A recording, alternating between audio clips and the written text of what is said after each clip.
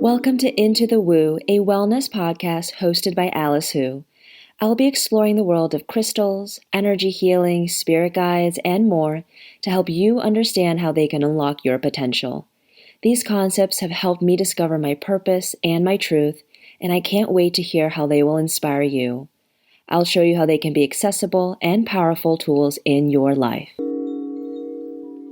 This is another episode of Modern Mysticism and Spirituality Q&A, where I answer your questions about holistic wellness, spirituality, and everything woo. The first question that I have today is, what is tarot and does it work?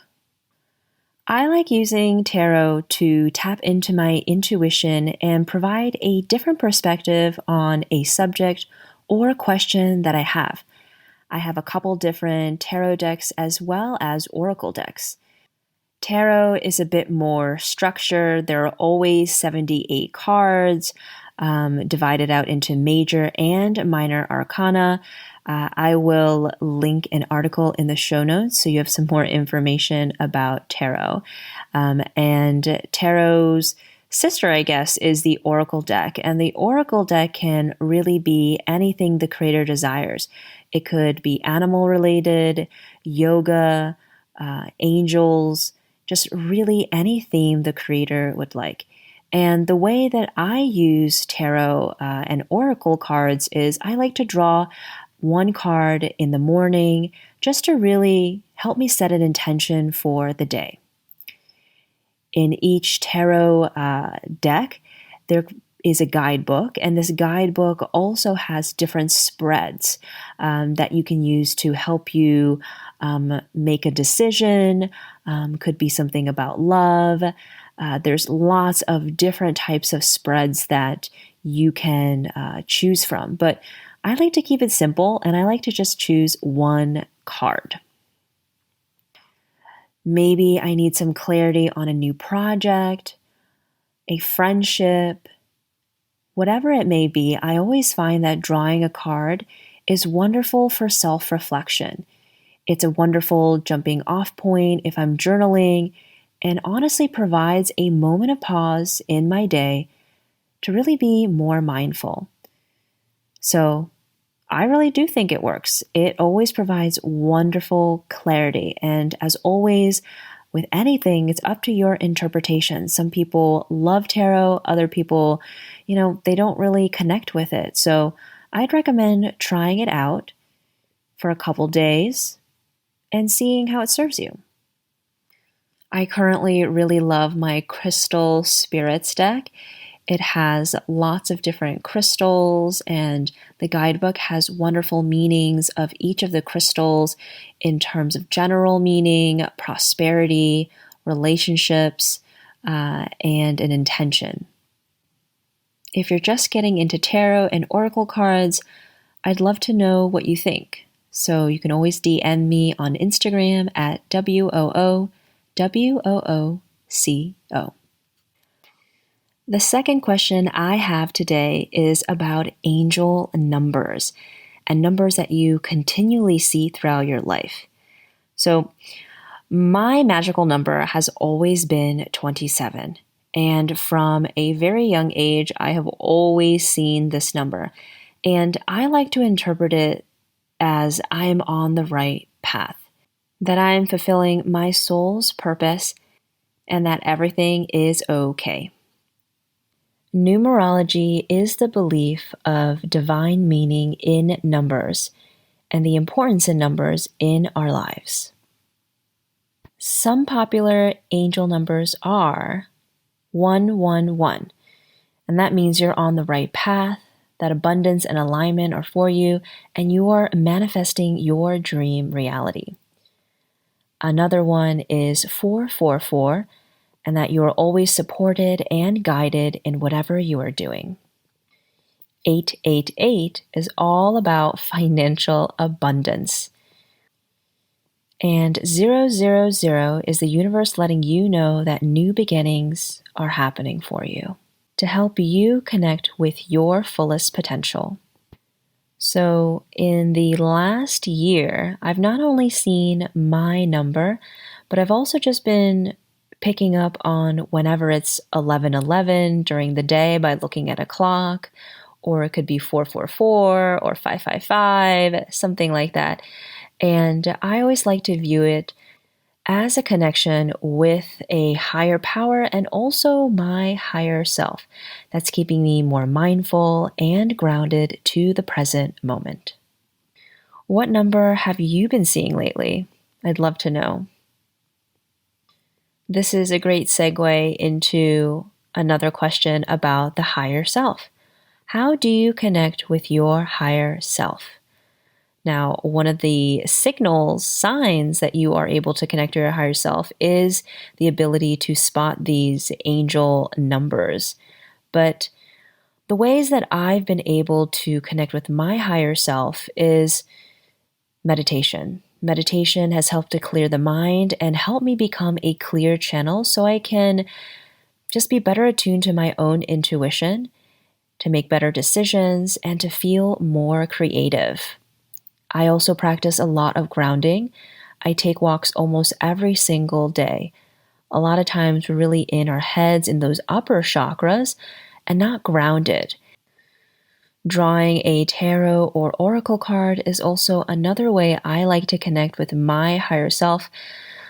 That when I'm drawing a card, a higher power and my higher self are communicating with me through the cards.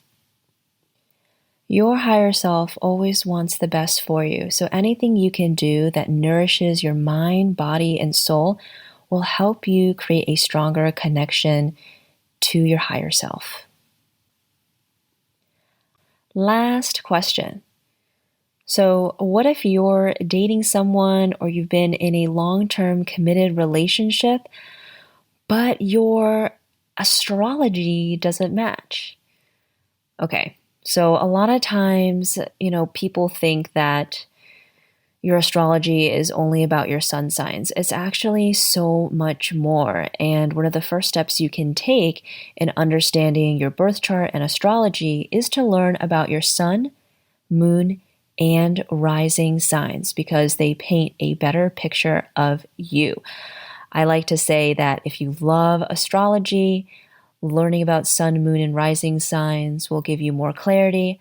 And if you're skeptical of it and you think that your sun sign doesn't really match you, which is your horoscope because it's based off the sun sign, then learning about your moon and your rising might give you a little bit more information and insights into, why your sun sign doesn't really match who you are.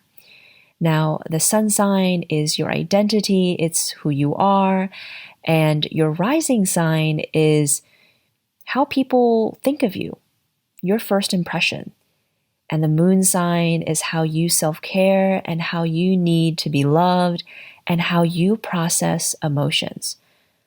So these are all very important, different, and interrelated aspects that help you paint a more colorful, more detailed photo of a person's astrology.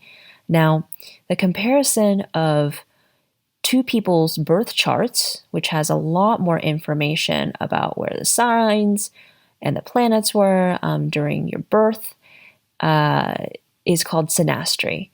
And that's something that I really can't get into because it requires someone more expert. But you can always look into comparing two people's chart to look into more compatibility. But honestly, like everything that I share, astrology is just another tool. Like, deep down if this person is right for you. All you need to do is just tap into your body and how you feel. When you're with this person, do they make you feel good? Or is something missing? And if there's something missing, is this something you can bring up with the person to really build more intimacy? Or is it something that is a deal breaker? So if you are just taking a quick look at the astrology of you and your partner, really look into the moon signs. Your moon sign really tells you, how you process your emotions, the side of you that you kind of hide from a lot of people, but is really crucial to the success of a romantic relationship. It's also how you self-soothe and self-care, how you feel safe, how you feel loved. So I invite you to look at your moon sign and your partner's moon sign and see if they are compatible. And compatibility really ranges. They don't need to be the same sign. They could be of the same element, maybe water, earth, fire, or air, or it could be opposites as well. Having an opposite sign, whether it's the astrological sign, like my opposite sign is Aquarius. My sun sign is Leo. And so these are opposites of one another, but also a really nice balance. And then, of course, there are also opposite elements. And opposite elements is fire and air, and earth and water. All of the astrological signs are divided into these 4 elements. And fire is the opposite of air is the opposite of fire, earth is the opposite of water, and water is the opposite of earth.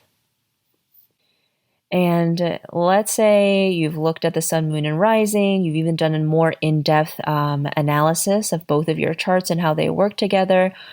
You have to remember that you have free will, that you can decide if this relationship works or not. And relationships really are a mirror to your own energy and your own vibration. Relationships teach you so much about yourself, about your triggers, your traumas, about communication and boundaries, what it means to be loved, and what it means to love another person, to really feel the expansiveness of the human experience and the range of human emotions. So always remember that and look at your partner and wonder to yourself, like, what is this person teaching me?